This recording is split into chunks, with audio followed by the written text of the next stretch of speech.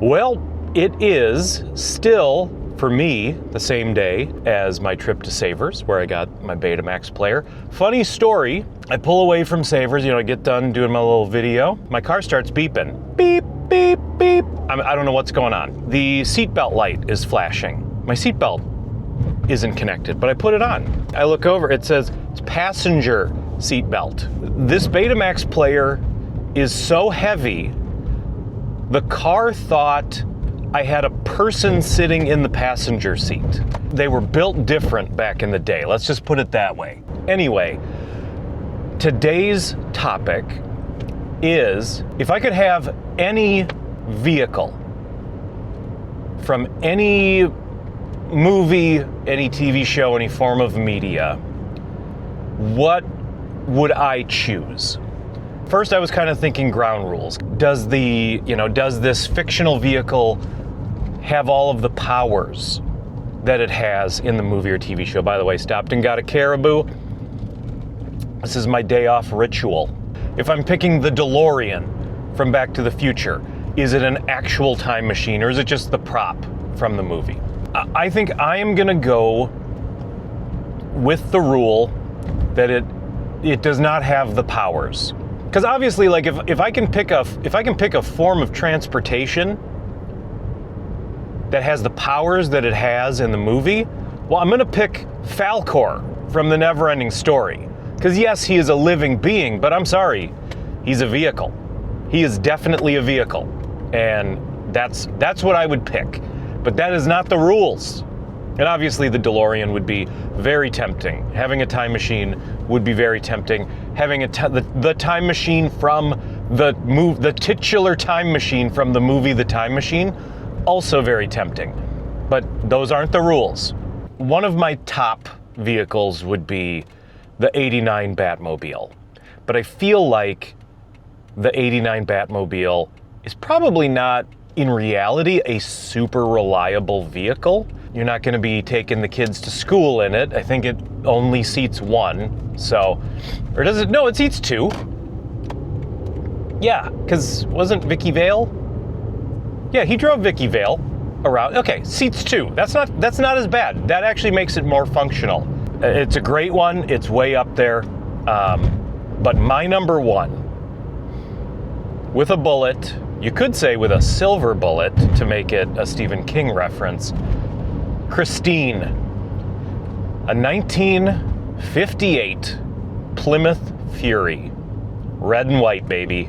And obviously this is also where we get into, I don't want the vehicle to have the powers of the movie, because I'm picking a vehicle that in the movie is murdering people.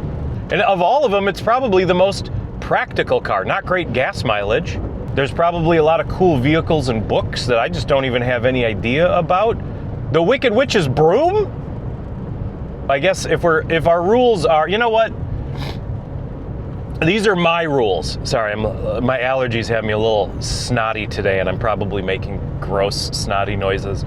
My rules are my rules.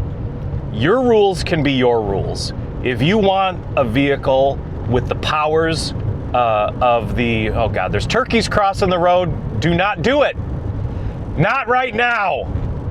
Stay out of the road. Now it's another Stephen King reference. Don't let them go on the road.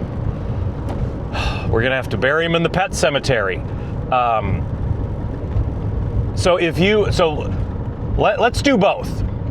Okay, let's do both. We're gonna do a no powers, okay?